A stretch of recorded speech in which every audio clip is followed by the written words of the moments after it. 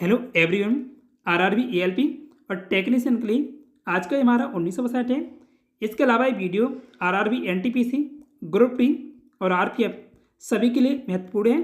तो चलिए शुरू करते हैं आज के इस वीडियो को। यहाँ पर पहला सवाल है, निम्न में से कौन सा देश का सर्वोच्च खेल सम्मान है? आंसर होगा मेजर ध्यानचंद खेल रत्न पुरस्कार। और इसे पहले राजीव गांधी खेल रत्न पुरस्कार के नाम से जाना जाता था, यानी इसकी शुरुआत हुई थी 1992 में और 2021 में इसका नाम बदला गया है। अंडर 19 पुरुष क्रिकेट विश्व कप 2024 का खिताब किसने जीता है? ऑस्ट्रेलिया के द्वारा जीता गया है और चौथी बार ये अपना खिताब जीता है ऑस्ट्रेलिया ने।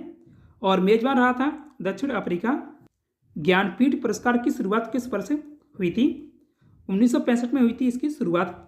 मूल संविधान में 8वीं अनुसूची में कितनी भाषाएं शामिल थीं? इसका आंसर है 14। भारतीय संविधान के अनुच्छेद 344 वन और 351 में भारत में राजभाषा से संबंधित है। प्रथम ज्ञानपीठ पुरस्कार किसे मिला था? आंसर है जी शंकर कुरूप को और 1965 में उन्हें यह पुरस्कार मिला था। जी शंकर कुरूप की कृति ओड कुज्जल के लिए दिया गया था, जो एक मलयालम कृति है। राजीव गांधी खेल रत्न पुरस्कार के प्रथम विजेता कौन है, जिसका अब नाम है मेजर ध्यानचंद खेल रत्न पुरस्कार? तो ये पुरस्कार पहली बार विश्वनाथ आनंद को मिला था और वे शतरंज खिलाड़ी हैं। ताजमहल का निर्माण तक हुआ था, यह खालिस्तान में बताना है। तो इसका आंसर है 1631 से 1653 के बीच और यह आगरा में यमुना नदी के दाहिने किनारे पर स्थित सफ़ेद संगमरमर का मकबरा है। ताजमहल का निर्माण निम्न में से किसने करवाया था? तो शाहजहां के द्वारा इसका निर्माण करवाया गया था। इसे 1631 में 5वें मुगल सम्राट शाहजहां ने अपनी प्रिय पत्नी मुमताज महल की कब्र के लिए बनवाया था और इसमें स्वयं शाहजहां की भी कब्र है। 2 व्यक्तिगत ओलंपिक पदक जीतने वाली पहली भारतीय महिला एथलीट पीवी सिंधु किस खेल से संबंध रखती हैं? तो वे बैडमिंटन खिलाड़ी हैं। आंसर है ऑप्शन नंबर बी, बैडमिंटन। और वे भारतीय शहर हैदराबाद से संबंधित हैं और अब तेलंगाना में है। वहाँ उनका जन्म हुआ था हैदराबाद में, जो अब तेलंगाना में है। और 2 व्यक्तिगत पदक उनके द्वारा ओलंपिक में जीते गए थे। पहला पदक 2016 में रियो डी जेनेरियो ओलंपिक में जीता गया था, रजत पदक। और दूसरा कांस्य पदक 2020 के टोक्यो ओलंपिक में जीता गया था। कपिलवस्तु और लुम्बिनी निम्न में से किस प्रमुख व्यक्ति से संबंधित स्थान है? इसका आंसर है गौतम बुद्ध से संबंधित हैं। यक्षगान किस राज्य का लोक नृत्य है? आंसर होगा कर्नाटक का। उस्ताद बिंदु खान और संतोष मिश्रा किस वाद्य यंत्र से संबंध रखते हैं? तो इसका आंसर है सारंगी। एशियाटिक सोसाइटी ऑफ बंगाल के संस्थापक कौन थे? इसका आंसर है विलियम जोन्स। बंगाल की एशियाटिक सोसाइटी की स्थापना सर विलियम जोन्स ने की थी और इसकी स्थापना 1784 में की गई थी। एशियाटिक सोसाइटी की स्थापना बंगाल के प्रथम गवर्नर जनरल बारेन हेस्टिंग के समय की गई थी। बंगाल का प्रथम गवर्नर जनरल कौन था? इसका आंसर है बारेन हेस्टिंग। बारेन हेस्टिंग का कार्यकाल 1774 से 1785 तक रहा था। में लिंग गुणसूत्रों का एक पूर्ण युग्म मौजूद होता है। तो आंसर होगा मानव मादा में। महिलाओं में एक्स गुणसूत्र यानी एक्स की 2 प्रतियां होती हैं, जबकि पुरुषों में एक्स और वाई गुणसूत्र यानी एक्स वाई होते हैं। एक्स और वाई गुणसूत्र एक व्यक्ति के लिंग का निर्धारण करने के लिए जिम्मेदार हैं। रामनवमी एक हिंदू महोत्सव है जो भगवान राम के जन्म दिन पर मनाया जाता है और यह संभवतः किस महीने में आता है? यहाँ बताना है किस महीने में आता है। तो अप्रैल के माह में पड़ता है। त्रेता युग में अयोध्या में राजा दशरथ और रानी कौशल्या के घर जन्मे राम को विष्णु का 7वां अवतार माना जाता है और उनका जन्म भारत में राम नवमी के रूप में मनाया जाता है। और यह त्यौहार हिंदू कैलेंडर के चैत्र महीने में आता है और हिंदी कैलेंडर में चैत्र माह मार्च या अप्रैल में साल का पहला माह है और फाल्गुन और यह फरवरी या मार्च में आता है। ये साल का आखिरी महीना होता है। भारतीय संविधान के यहाँ खालिस्तान के खंड 2 के अनुसार भारत के राष्ट्रपति भारत के मुख्य न्यायाधीश की नियुक्ति करते हैं। तो इसका आंसर है अनुच्छेद 124 के अनुसार, अनुच्छेद 124 के खंड 2 के अनुसार यह खंड 2 है। लोकपावनी और भवानी किस नदी की सहायक नदियां हैं, यह खाली स्थान में बताना है। तो ये कावेरी नदी की सहायक नदियां हैं। मांड्या जिला ये कर्नाटक में है, से होकर बहने वाली 5 नदियों में से एक है लोकपावनी। यह कावेरी नदी की सहायक नदियों में से एक है जो 12मासी नदियां हैं। भवानी नदी भारत के केरल और तमिलनाडु राज्य से होकर बहती है और ये पश्चिमी घाट नीलगिरी पहाड़ियों से निकलती है। मेंढकों में मानव की तरह ही 2 जोड़ी फेफड़े होते हैं, लेकिन वे अपने यह खालिस्तान है से श्वसन कर सकते हैं। तो इसका आंसर है आर्द्र और श्लेष्मी त्वचा के माध्यम से। मेंढकों में मानवों की तरह ही फेफड़े होते हैं। अगर उनके फेफड़ों में जल भर जाए तो वे डूब भी सकते हैं। मेंढकों में त्वचा आधारित श्वसन होता है और यदि उनकी त्वचा सूख जाती है तो वे ऑक्सीजन को अवशोषित करने में असमर्थ होते हैं, क्योंकि उन्हें अपनी त्वचा से सांस लेने के लिए नमी बनाए रखनी होती है। निम्न में से कौन सी एक मांग निर्धारित नहीं है? तो कीमतों में बदलाव की उम्मीद, उपभोक्ता की आय और वस्तु का मूल्य ये सभी हैं। लेकिन जो विक्रेता की रुचि यानी विक्रेता की पसंद और वरीयता, क्योंकि विक्रेता नहीं तय करता है और ये ग्राहक के द्वारा तय किया जाता है, इसलिए ये गलत होगा। Option number A. न्यूलैंड के अष्टक सिद्धांत के अनुसार प्रत्येक यह खालिस्तान है तत्व के गुणधर्म में समान होते हैं। तो आंसर है 8वें तत्व के समान होते हैं। जॉन अलेक्जेंडर न्यूलैंड ने अष्टक के न्यूलैंड नियम को प्रस्तावित किया और 1865 में 56 तत्वों को अष्टक में व्यवस्थित किया था और उन्होंने बढ़ते परमाणु भार के क्रम में तत्वों को व्यवस्थित किया और पाया कि प्रत्येक 8वें तत्व में ऐसी विशेषताएं हैं जो पहले तत्व की तुलना में हैं। भारतीय संविधान की 8वीं अनुसूची में 22 भाषाएं शामिल हैं।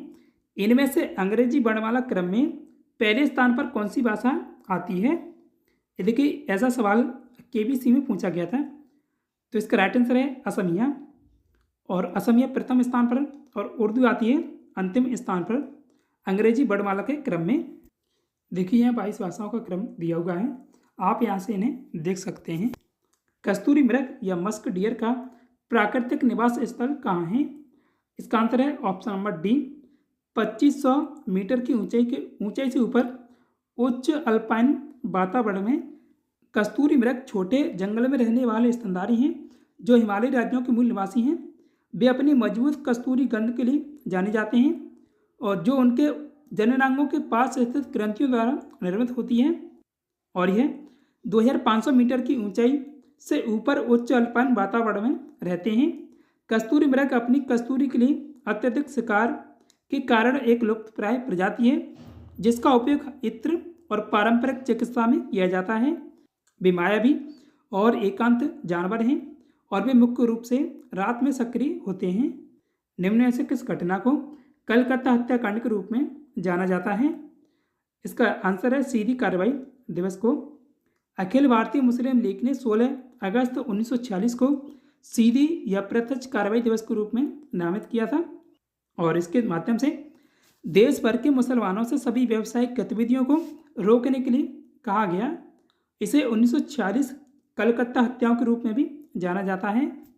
सीधी कार्रवाई दिवस यानी 16 अगस्त 1946 के समय बंगाल के मुख्यमंत्री थे। तो यह खालिस्तान में बताना है, ये शहीद सोहरावर्दी थे। 16 अगस्त 1946 को सीधी कार्रवाई दिवस मनाया गया और उस समय बंगाल की सरकार थी। तो बंगाल में कौन सी सरकार थी यहाँ बताना है, ये मुस्लिम लीग की सरकार थी। 16 अगस्त 1946 को सर्वप्रथम प्रत्यक्ष कार्रवाई दिवस में मनाया गया था, तो कलकत्ता में मनाया गया था। अब कोलकाता है तब कलकत्ता था। अखिल भारतीय मुस्लिम लीग ने यह खालिस्तान में को सीधी या प्रत्यक्ष कार्रवाई दिवस के रूप में मनाया था। तो 16 अगस्त 1946 को मनाया गया था। देश का सर्वोच्च खेल सम्मान मेजर ध्यानचंद खेल रत्न पुरस्कार 2023 के लिए किसे मिला है? तो सात्विक साईराज रंकीरेड्डी ये बैडमिंटन खिलाड़ी हैं और चिराग शेट्टी ये भी बैडमिंटन खिलाड़ी हैं। इन दोनों को दिया गया है। तो राइट आंसर होगा ऑप्शन नंबर सी, ए और बी दोनों। अभय घाट अहमदाबाद गुजरात में स्थित है। निम्न में से किसका समाधि स्थल है? इसका आंसर है मोरारजी देसाई का। देश के सर्वोच्च खेल सम्मान मेजर ध्यानचंद खेल रत्न पुरस्कार में कितनी धनराशि दी जाती है? तो 25 लाख रुपए इसके लिए दिए जाते हैं। आंसर ऑप्शन नंबर डी होगा, 25 लाख रुपए। निम्न में से कौन सी श्रेणी उत्तर भारत को दक्षिण मुख्य भूमि से अलग करती है, यानी उत्तर भारत को दक्षिण भारत से अलग करती है? तो विंध्य पर्वत है। विंध्य पर्वत श्रृंखला राजस्थान, गुजरात, मध्य प्रदेश, उत्तर प्रदेश, बिहार और झारखंड तक फैली हुई है। देखिए विंध्य पर्वत ये है और नीचे सतपुड़ा पर्वत, और इनके बीच में ये नर्मदा नदी बहती है। टाइम 100 नेक्स्ट में जगह बनाने वाली पहली महिला क्रिकेटर कौन है? इसका आंसर है हरमनप्रीत कौर। साल 2023 के लिए ज्ञानपीठ पुरस्कार किसे मिला है? तो गुलजार और राम भद्रा चार को मिला है, इन दोनों को मिला है। राइट आंसर है ऑप्शन नंबर सी, ए और बी दोनों। वर्तमान में प्रेस इंफॉर्मेशन ब्यूरो यानी पीआईबी की प्रधान महानिदेशक कौन है? सैपाली शरण है इसकी प्रधान महानिदेशक। प्रेस इंफॉर्मेशन ब्यूरो भारत सरकार की एक नोडल एजेंसी है। ये एजेंसी सरकारी नीतियों, कार्यक्रमों और उपलब्धियों के बारे में प्रिंट और इलेक्ट्रॉनिक मीडिया को जानकारी प्रसारित करती है। इसका मुख्यालय नई दिल्ली में है। स्थापना हुई थी जून 1919 में। ज्ञानपीठ पुरस्कार किसके द्वारा प्रदान किया जाता है? आंसर है भारतीय ज्ञानपीठ। ज्ञानपीठ पुरस्कार सबसे पुराना और सर्वोच्च भारतीय साहित्यिक पुरस्कार है। यह पुरस्कार केवल भारत के संविधान की 8वीं अनुसूची में शामिल भारतीय भाषाओं और इसके अलावा अंग्रेजी में लिखने वाले भारतीय लेखकों को दिया जाता है। ज्ञानपीठ पुरस्कार में कितनी धनराशि दी जाती है? आंसर होगा 11 लाख रुपए। भारतीय ज्ञानपीठ संगठन की स्थापना किस वर्ष हुई थी? 1944 में इसकी स्थापना हुई थी। भारतीय ज्ञानपीठ एक साहित्यिक और अनुसंधान संगठन है। यह भारत के सर्वोच्च साहित्यिक पुरस्कार ज्ञानपीठ पुरस्कार और मूर्ति देवी पुरस्कार भी प्रदान करता है। इसका मुख्यालय नई दिल्ली में है। स्थापना 1944 में हुई थी। आज के लिए इतना ही। प्रीवियस क्वेश्चन में पूछा था भारतीय संविधान के अनुच्छेद 5 से 11 से संबंधित है, तो आंसर है भारतीय नागरिकता से, और ये अनुच्छेद भाग 2 में दिए गए हैं, यानी नागरिकता का संबंध भाग 2 से है। और आज के लिए टेस्ट क्वेश्चन है संविधान दिवस या राष्ट्रीय कानून दिवस कब मनाया जाता है?